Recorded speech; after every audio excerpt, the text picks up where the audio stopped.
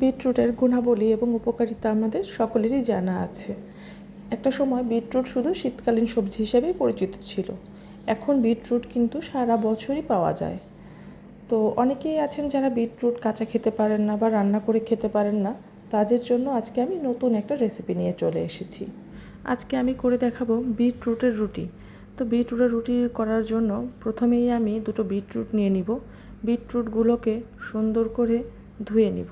ধুয়ে নিয়ে একটি পিলারের সাহায্যে ভালো করে ছিলে নিব।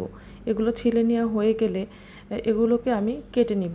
একটু ছোট ছোট করে কাটতে হবে যাতে ব্লেন্ডারটা সুন্দর করে হয়ে যায়।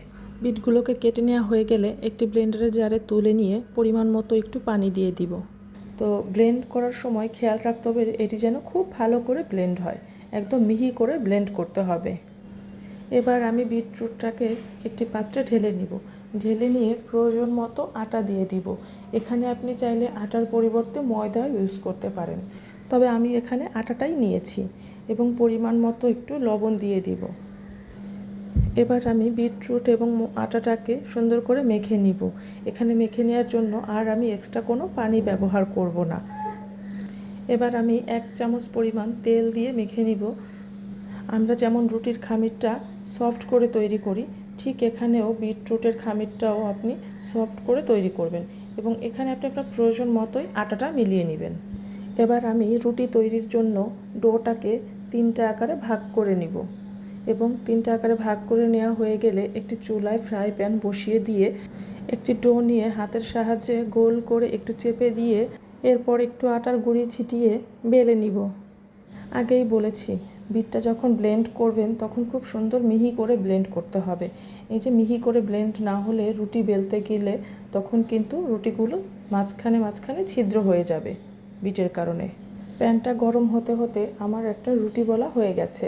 তো এটাকে আমি ফ্রাই প্যানে দিয়ে নিব। এক পাশটা একটু সুন্দর করে গরম হয়ে গেলে আমি উল্টে দিব। উল্টে দিয়ে এবার একটু আমি তেল দিয়ে দিব। তেলটা আমি সুন্দর করে রুটির গায়ে মেখে নিব এবং এপিট ওপিট করে ভেজে নিব এবং একটু চাপ দিলেই দেখবেন রুটিটা ফুলতে শুরু করেছে। এভাবেই আমি একটা রুটি তৈরি করে নিলাম। একইভাবে আমি আরও একটি ডো নিয়ে রুটি তৈরি করে নিব। এই রুটিটা কিন্তু চাইলে ডায়েটের জন্যও খেতে পারেন। যারা ডায়েট করছেন, ডায়েটের জন্য কিন্তু বিটরুটের উপকারিতা অপরিসীম। যাদের শরীরে হিমোগ্লোবিনের মাত্রা কম আছে তারা চাইলে প্রতিনিয়ত 1 গ্লাস সকালবেলায় বিটরুটের জুস খেতে পারেন এবং যদি বিটরুটের জুসটা ভালো না লাগে সেক্ষেত্রে এভাবে করে রুটি তৈরি খেতে পারবেন। একইভাবে আমি আরও একটি রুটি ভেজে নিব। প্রথমে এক পিস একটু গরম হয়ে গেলে আমি রুটিটাকে উল্টে দিব।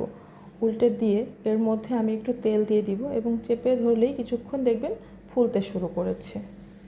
আমি এখানে তেল ইউজ করেছি, আপনি চাইলে বাটারও ইউজ করতে পারেন, আবার চাইলে কিছু না দিয়েও রুটির মতো করে ভেজে খেতে পারেন। এভাবে রুটি তৈরি করে আপনি যে কোনো খাবারের সাথেই খেতে পারবেন। জুস করে খেতে গেলে যে বিটের একটা স্মেল থাকে, রুটিতে কিন্তু ওই স্মেলটা থাকে না। আমি এখানে রুটিটাকে একটা সালাদের সাথে পরিবেশন করেছি। চাইলে এভাবেও সালাদটা করে নিতে পারবেন, তবে আমি মুখেই বলে দিচ্ছি সালাদটা কীভাবে তৈরি করবেন। গাজর, শসা এবং ক্যাপসিকাম যদি থাকে, এটা অপশনাল। এগুলো নিয়ে একটু সামান্য টক দই এবং একটু জিরা গুঁড়ো, একটু বিট লবণ দিয়ে এর সাথে একটু টমেটো সস দিয়ে মিশিয়ে নিলেই রেডি হয়ে যাবে। এটা দিয়ে কিন্তু রুটিটা খেতে অসাধারণ লেগেছে, চাইলে আপনিও ট্রাই করতে পারেন। আজ এ পর্যন্তই, দেখা হবে নতুন কোনো ভিডিও নিয়ে। এতক্ষণ জ্যোতি হোম কিচেনের পাশে থাকার জন্য সবাইকে ধন্যবাদ। আমার রেসিপিটি ভালো লেগে থাকলে ফেসবুক পেজ থেকে দেখলে লাইক এবং ফলো দিবেন, ইউটিউব থেকে দেখলে সাবস্ক্রাইব করে পাশে থাকবেন।